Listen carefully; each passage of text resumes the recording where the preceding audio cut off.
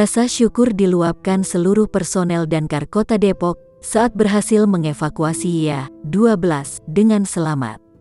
Untuk informasi, YA-12 adalah korban reruntuhan puing yang terjepit selama 5 jam lebih lamanya saat mobil cerane dan tiang beton ambruk menimpa rumahnya di Jalan Mawar, Pancoran Mas.